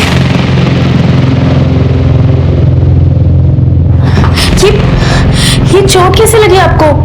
बोलिए ना, कुछ बोल क्यों नहीं रहे? मैंने सुना तू रो रही थी आज। हाँ?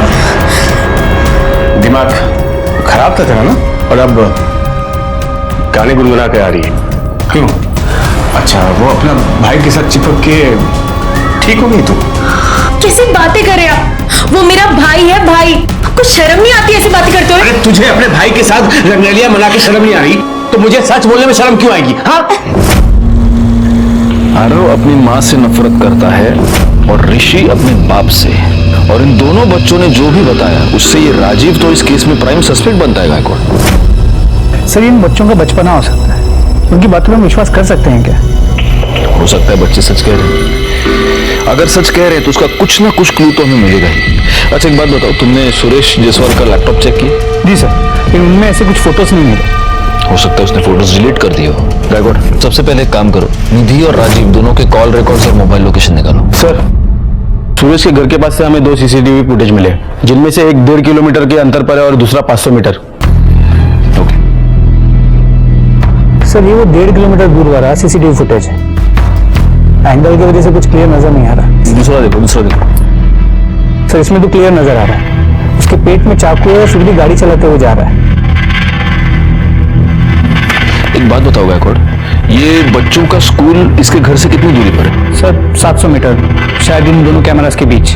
तो ये हो सकता है कि सुरेश जायसवाल ने इन दोनों बच्चों को स्कूल से पिकअप किया, इन बच्चों ने सुरेश को चाकू मारा और फिर बच्चे भाग गए। या फिर ये भी हो सकता है कि स्कूल के आसपास किसी ने सुरेश पर अटैक कर दिया हो। लेकिन जो सुरेश के मोबाइल रिकॉर्ड्स के मुताबिक उसे आखिरी कॉल गोखले चौक के पीसीओ से किया गया। उसके मोबाइल लोकेशन के मुताबिक वो वहां गया भी था, तो वहां से वो घर लौटा जहां वो अपनी गाड़ी में मरा हुआ मिला। तो ये हो सकता है कि इस पीसीओ के आसपास ही किसी ने उस पर अटैक कर दिया हो। एक काम करो, उस पीसीओ वाले से पता करो, देखो उसको उस बंदे का चेहरा याद है क्या जिसने सूरज जायसवाल को कॉल किया था? हो सकता है उसे कुछ याद हो। सर, सूरज जायसवाल का प्यून प्रकाश आया, भेजो उसे। नहीं साहब, ऑफिस में कुछ नहीं है साहब। ऐसे कैसे कुछ नहीं है? अरे कुछ तो होगा ना, क्या सिर्फ टेबल कुर्सी ऑफिस में? किसी क्लाइंट की फाइल, हिसाब किताब कुछ तो होगा। साहब मेरी बात का यकीन कीजिए साहब, वहाँ कुछ नहीं है। फाइल तो क्या, किसी के नाम का एक कागज तक नहीं है सर। अगर आपको विश्वास है तो आप चलकर खुद देख लीजिए। मैंने कहा था ना गायकवाड़, मनी लेंडर आदमी है, पीछे कोई भी सबूत नहीं छोड़ेगा। अच्छा एक बात बताओ, तुम्हारे साहब का किसी से कोई झगड़ा था? मतलब तुमने कुछ देखा हो ऑफिस के अंदर, ऑफिस के बाहर, कहीं भी कुछ भी? साहब बाहर का तो कुछ पता नहीं है, लेकिन कुछ दिन पहले उनकी बहन और जीजा आए थे सर। हिस्से के नाम पे मुझे मिला ही क्या है? हाँ, हिस्से के बाद भी बहुत कुछ दिया है मैंने तुम्हें। क्यों नहीं दिया मैंने, बताइए। इनसे क्या बात कर रहे हो? मुझसे बात करो, मुझसे। क्या प्रकाश, पानी दिया ना? जाओ। चुप क्यों जीजा जी, बताइए। ठीक है, मैं बता रहा हूं। वो मैंने पिछले 2 साल में सुरेश से 2 करोड़ रुपए उधार लिए हैं। हाँ तो अपने जीजू को थोड़ा सा क्या दे दिया तो इतना सुना रहे हो, और अपने साले को इतना बड़ा घर दे दिया, उसका क्या? वो घर मैंने नहीं, पापा ने दिया था उसे, और पापा के डिसीजन के अगेंस्ट में जा नहीं सकता, समझी तुम? पापा का बहाना मत बनाओ, साफ साफ बोलो कि तुम जोरू के गुलाम हो और अपने साले से वो घर वापस नहीं ले सकते। थोड़ा सोच समझ के बोलो तुम क्या बोल रही हो। एक काम कीजिए, आप लोग यहाँ से जाइए, जाइए। जितना कर सकता था कर चुका हूं मैं, अब मैं तुम लोगों के लिए कुछ नहीं कर सकता। खड़ी क्यों? जाइए। सर गुस्से में बोली गई बात का मतलब ये नहीं होता कि मैं अपने सगे भाई को मार दूं। और मैं वहां पे अपने हक मांगने के लिए गई थी। और जब तुम्हें तुम्हारा हक नहीं मिला तब तुमने अपने भाई को मार दिया। सर मैं क्यों मारूंगी उसे? 15 सितंबर को दोपहर 2 से 4 के बीच तुम कहाँ थी? घर पर। और तुम? मैं बाहर गया हुआ था सर। कहाँ? सर मैं अपने दोस्त रमेश पाटिल से मिलने गया था सर। फोन लगा उसको। सर उसका फोन चल नहीं रहा है। एड्रेस दो। सर नासिक में है ही नहीं, वो राजस्थान गया सर किसी काम से। राजस्थान गया तो अपना घर उठाकर साथ ले गया क्या? घर का एड्रेस दो। रानी एड्रेस क्या करना? तुमने सुरेश जायसवाल को धमकी दी और उसके 4 दिन बाद उसका मर्डर हुआ। तुम दोनों इस केस में प्राइम सस्पेक्ट हो। जब तक ये केस सॉल्व नहीं होता तुम में से कोई भी नासिक छोड़कर जा नहीं सकता। हेमंत के कॉल रिकॉर्ड्स और मोबाइल लोकेशन निकालो, चेक करो ये सच बोल रहा है या नहीं। सर और ये भी पता करो कि उसका दोस्त वो रमेश पाटिल वो वाकई राजस्थान गया है या नहीं, क्योंकि मुझे ये हेमंत बड़ा गड़बड़ आदमी लगा। सर सूरज जायसवाल का फोन अनलॉक हो गया, देखिए इसमें क्या मिला। अगर मुझे कुछ हो जाता है तो उसके जिम्मेदार ये 4 लोग होंगे। ओरिजिन सॉल्यूशन के ओनर रोहन लौस्कर, नवीन गडकरी, इन दोनों को मैंने 10 करोड़ रुपए दिए थे और पिछले 8 महीने से इन्होंने मुझे एक भी इंटरेस्ट नहीं दिया है। और तीसरा है सीनियर इंस्पेक्टर मकरन सिंधे, जिसने मेरे साथ 2 करोड़ इन्वेस्ट किए हैं। और चौथा एस्टेट एजेंट धनंजय पाटिल, जिसने मेरे साथ 5 करोड़ इन्वेस्ट किए हैं। ये दोनों भी मेरी जान के पीछे पड़े हुए हैं क्योंकि मैं इन्हें इंटरेस्ट नहीं दे पा रहा हूँ। अगर मुझे कुछ हो जाता है तो ये 4 लोग जिम्मेदार होंगे। अब तक मुझे ऐसा लग रहा था कि सुरेश जायसवाल का मर्डर घर के किसी आदमी ने किया है, लेकिन अब इस वीडियो से साफ है कि बाहर वाला भी कोई हो सकता है। एक काम करो भाई, इसने जिन लोगों के नाम लिए हैं रोशन, नवीन और धनंजय, इन तीनों से तुम बात करो। तब तक मैं सीनियर पीआई मकरन शिंदे से बात करता हूँ। क्या प्रूफ है आपके पास कि मैंने 2 करोड़ रुपए दिए थे? कोई भी आदमी वीडियो में कुछ भी कह देगा और आप यकीन कर लेंगे? नहीं, ऐसे कैसे यकीन करेंगे? और प्रूफ तो हमारे पास कुछ है नहीं, लेकिन कैसा है शिंदे साहब, आप भी जानते हैं हमारे डिपार्टमेंट के बहुत सारे लोग पास्ट में भी कुछ गलत सलत करते हुए पकड़े जाते हैं। मैं सिर्फ ये कंफर्म करना चाहता हूं कि आप उन लोगों में से नहीं हैं। हाँ बताइए, कहाँ थे 15 तारीख को आप? 15 सितंबर को मैं सिन्नर में था और वहां पर गैर कानूनी तरीके से चलने वाले क्लिकर बार में मैंने रेड की थी और इसका प्रूफ आपको आसानी से मिल जाएगा। जी बिल्कुल, लेकिन कैसा है, जब तक ये इन्वेस्टिगेशन खत्म नहीं हो जाती you are one of the suspects. जब सबूत मिल जाए तो मुझे कॉल कर देना, मैं आ जाऊंगा। हाँ मैंने सुरेश के साथ पैसे इन्वेस्ट किए थे और जब उसने पैसे लौटाए नहीं तो तुमने उसे मारने की धमकी दे दी। जब करोड़ों अटके पड़े हो ना तो धमकी देनी पड़ती है, इसलिए 15 सितंबर को तुमने सुरेश को मार के अपनी धमकी को सच कर दिया है ना। उसे मारने से मेरा क्या फायदा है, उल्टा मेरा नुकसान है। मुझे मेरे पैसे मिलने की उम्मीद खत्म हो जाएगी। मैं क्यों मारूंगा उसे? उसके मर्डर में मेरा कोई हाथ नहीं। तो फिर 15 सितंबर दोपहर 2 से 4 के बीच में तुम कहाँ थे? इसी ऑफिस में, यही केबिन में। जी हाँ। अगर ऑफिस में थे तो इस कैमरा की फुटेज में तो दिखाई दोगे ना। फुटेज मंगाओ, फुटेज मंगाओ।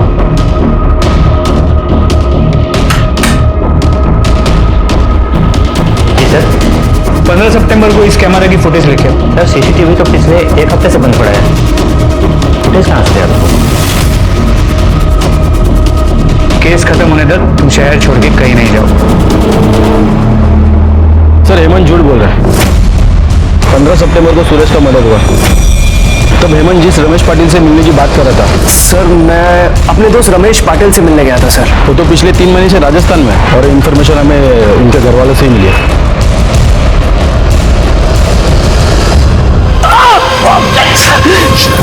15 तारीख को कहाँ था तू? बोल, हमसे झूठ क्यों बोला? सुरेश को तू नहीं मारा ना? बोल। सर मैंने किसी का मर्डर नहीं किया है सर।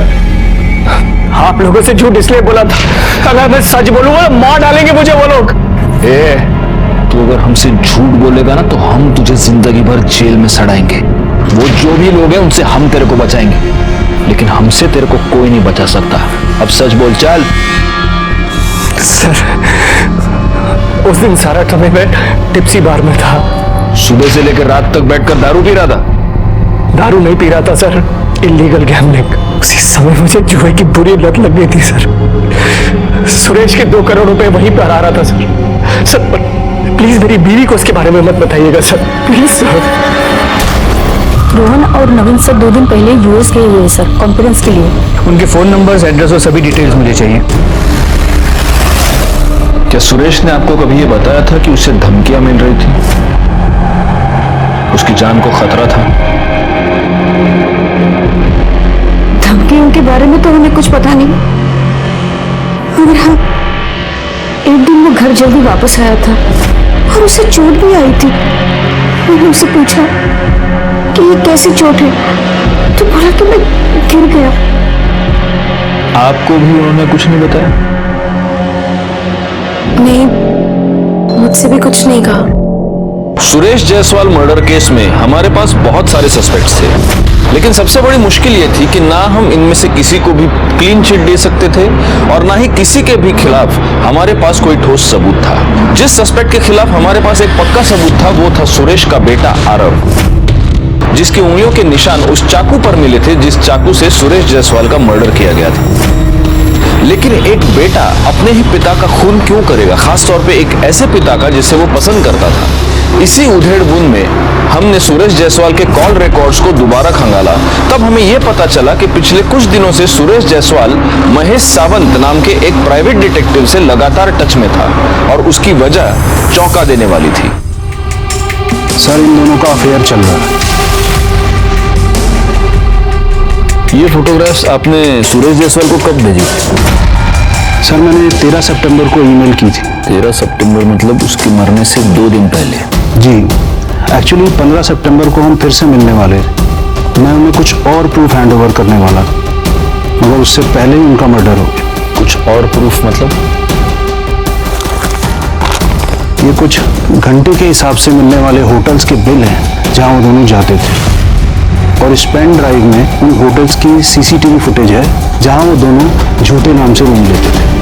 मिस्टर सावंत, आपने ये जो भी इन्वेस्टिगेशन की है वो हमारे बहुत काम आएगी। Thank you so much.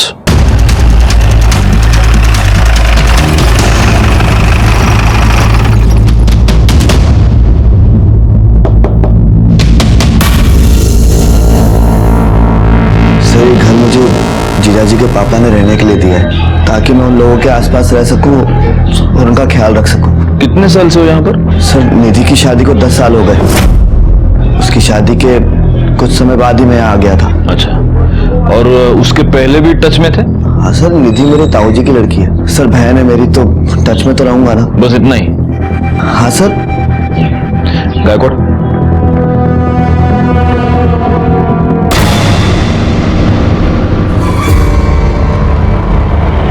तुम लोगों में भाई बहन एक दूसरे से ऐसे टच में रहते हैं? हाँ? नहीं सर।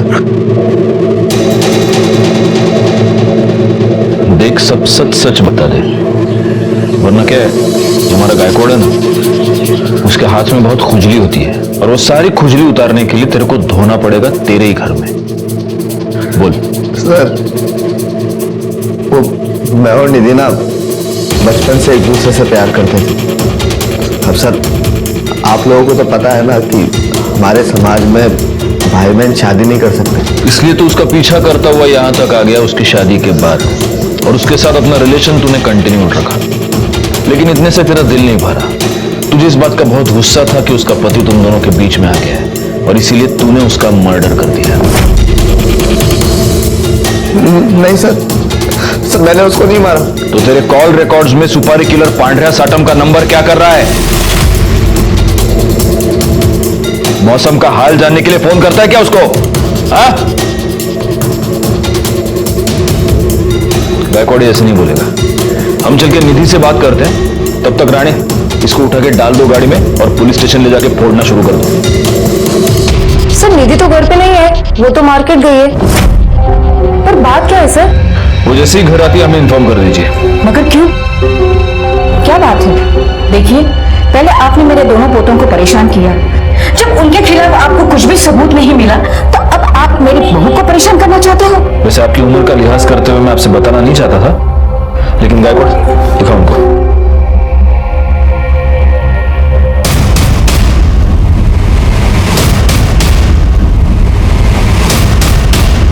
बच्चों, जल्दी से अंदर चले जाओ। वैसे कोई जरूरत नहीं है, ये बात सबसे पहले मैं उन्हीं से पता चली। हमने राजीव से बात कर ली, उसने ये सब कबूल कर लिया है। अब जब निधि घर पर आ जाए तो हमें इन्फॉर्म कर दीजिए।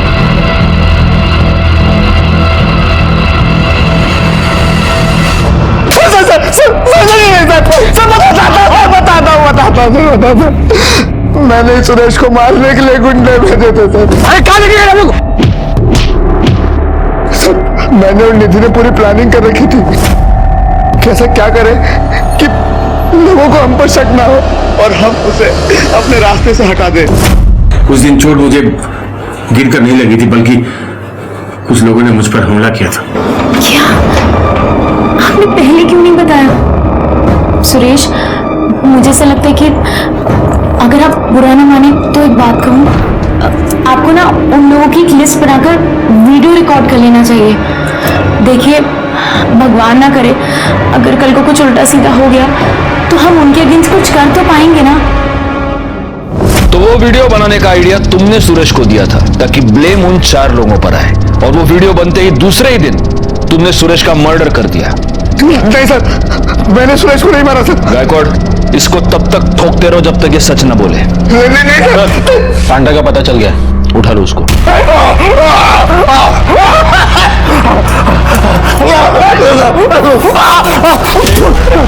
बोल बोल, राणे रुकेगा नहीं हमारा। उसका खुद का खेत है मिर्ची का, उधर का ही मिर्ची है सब। सब बता दो, सब। हाँ, बोल बोल बोल। राजीव ने सुरेश की ठुकाई करवाने के लिए कहा था, तो मैंने अपने 4-5 आदमी बैठकर उसकी पिटाई करवा दी। और फिर साहब उसने बाद में उसका मर्डर करने के लिए कहा। सब मैंने अपने हाथ जोड़ दिए, मैंने मना कर दिया साहब।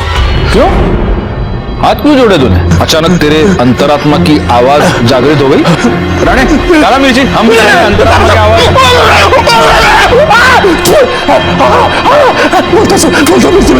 बोलता था साहब, क्योंकि साहब उसने मेरे पुराने पैसे नहीं दिए थे। सब खाली पॉकेट खाए को मैं किसी का मर्डर करूंगा साहब।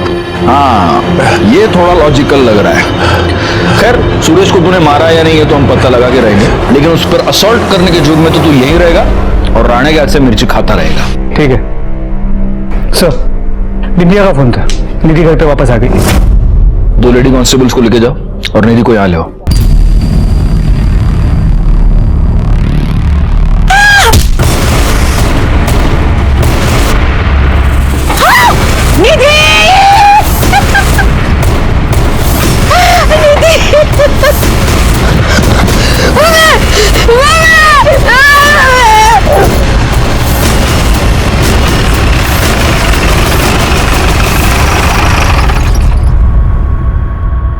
Ready?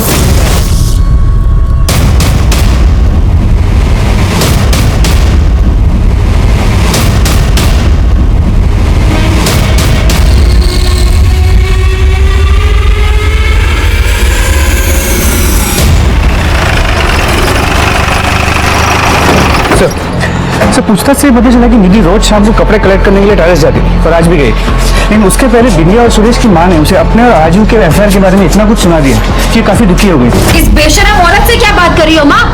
मैं तो कहती हूँ इसे और इन दोनों बच्चों को घर से धक्के मार के बाहर निकाल देते हैं। और कौन जाने कि ये दोनों बच्चे सुरेश भाई के हैं या फिर उस कमीने राजीव के। जा, दूर हो जा मेरी नजरों से। तो हो सकता है उसी दुख में उसने टेरेस से कूद के सुसाइड कर लिया। गायकवाड़, पिछले 10 साल से बिना अपने पति की परवाह किए, बिना अपने बच्चों की परवाह किए, ये अपने भाई के साथ अफेयर चला रही थी। आज अचानक से इसके मन में गिल्ट आ गया और इसने सुसाइड कर लिया। राणे, जरा पूरे घर की तलाशी लो, अगर कुछ भी सस्पिशियस मिलता है तो जब्त कर लो। मैडम, आप जरा बॉडी चेक कीजिए। एक बात बताओ गायकवाड़, जब ये वारदात हुई तब घर में कौन कौन था? सुरेश की माँ, उसकी बहन बिंदिया, दोनों बच्चे आरव और ऋषि।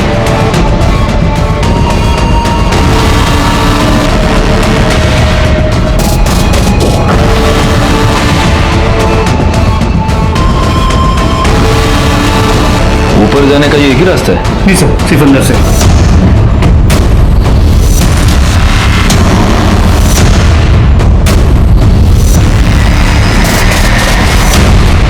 ये नीचे कूदी नहीं है गायकवाड़, इसे किसी ने धक्का दिया है, क्योंकि अगर ये खुद कूद जाती तो इतनी दूर जाकर नहीं गिरती, यही नीचे ही गिरती। लेकिन निधि को धक्का किसने दिया होगा? वैसे उसको मारने का मोटिव शांति देवी के पास भी हो सकता है, बिंदिया के पास भी हो सकता है।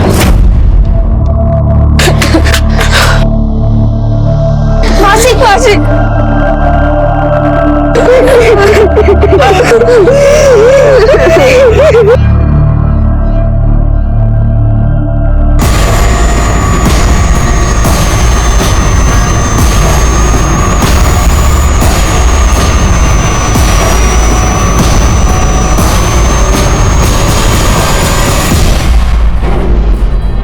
आरव, ये लॉकेट तुम्हारी है? मेरा लॉकेट? हाँ, ये लॉकेट तुम्हारा है और ये लॉकेट मुझे छत पर पड़ा हुआ मिला। ये लॉकेट वहां कैसे पहुंचे? अंकल, मैं अपना और ऋषि के कपड़े लेने गया था। लेकिन ये काम तो रोज तुम्हारी माँ करती थी, तो आज तुम क्यों गए? हम बैग पैक कर रहे थे, हम मम्मी को छोड़ के मासी के पास रहने जा रहे थे। आरव सच कह रहा है सर, इसने मुझे फोन करके यहाँ जो कुछ भी हुआ वो सब बताया था। ये दोनों निधि को छोड़कर मेरे पास आकर रहना चाहते थे। मैंने कहा कि मैं आती हूँ, बात करती हूँ। मैं नहीं चाहती थी कि आरव और ऋषि निधि को छोड़कर जाए। जब आरव ने फोन किया कभी आ जाती तो आज शादी से आरव, अब मुझे बिल्कुल सच सच बताओ कि जब तुम ऊपर गए तब क्या हुआ? मैं ऋषि और मेरे कपड़े लेने गया था, फिर आवाज आई।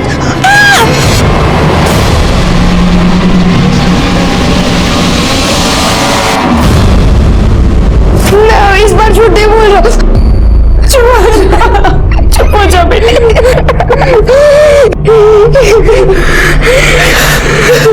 एक बात बताइए, आपके किचन में जो पीछे का दरवाजा है ये हमेशा खुला ही रहता है? नहीं, बंद ही रहता है। तो फिर आज ये दरवाजा खुला क्यों है? किसने खोला? सर पता नहीं। फॉरेंसिक रिपोर्ट के मुताबिक भी निधि की बॉडी जिस पोजीशन में पड़ी हुई पाई गई थी वो पोजीशन कूदने की वजह से ना होकर किसी ने धक्का मारकर गिराने की वजह से ही हुई थी। निधि को छत से धक्का किसने मारा था? क्या आरव ने? आरव ने अपने माता पिता दोनों का खून कर दिया था। इस बात पर यकीन करना बहुत मुश्किल था कि एक छोटा सा बच्चा इतना रूथलेस हो सकता है। और तभी हमें इस केस में दो बड़ी लीड्स मिली जो हमें इस केस को सॉल्व करने के बहुत ही नजदीक ले गई। तभी हमें इस केस में दो बड़ी लीड्स मिली जो हमें इस केस को सॉल्व करने के बहुत ही नजदीक ले गई। एक बात बताइए सुनीता जी, जिस दिन निधि का मर्डर हुआ उस दिन हम वहां पहुंचे और हमारे बाद आप वहां पहुंचे, राइट? जी। झूठ बोल रही हैं आप निधि के घर पर शुरू से ही मौजूद थी। ये है आपकी मोबाइल लोकेशन, इसमें साफ पता चल रहा है कि आप बहुत पहले से ही उस घर में मौजूद थी।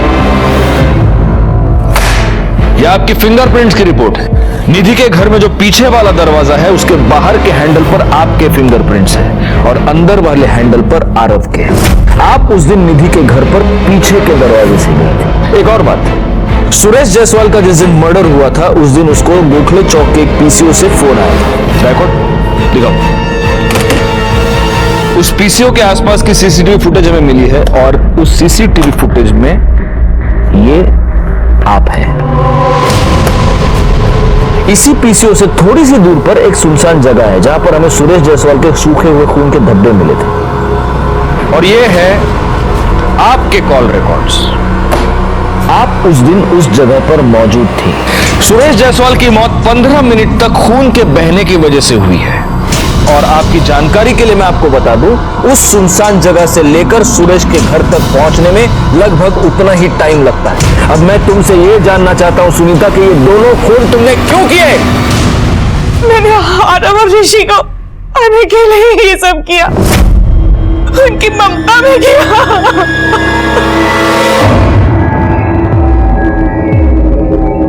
ये कैसी ममता है तुम्हारी?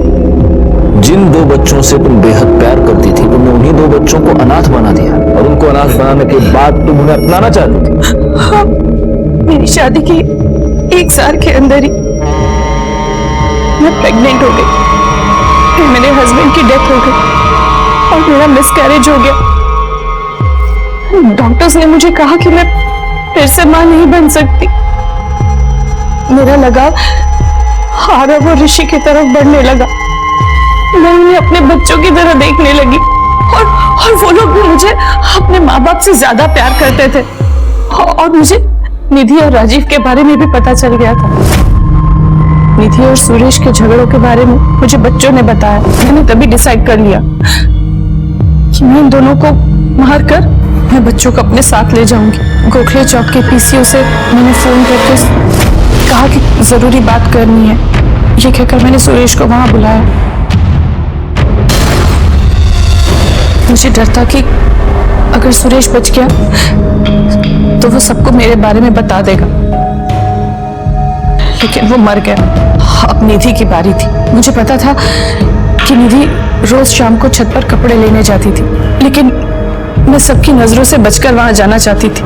मैंने आरव से झूठ बोला कि मैं उसकी मम्मी से बात करने आ रही हूँ, पीछे का दरवाजा खुला रखे। फिर मैं उस दरवाजे से चुपचाप छत पर चली गई और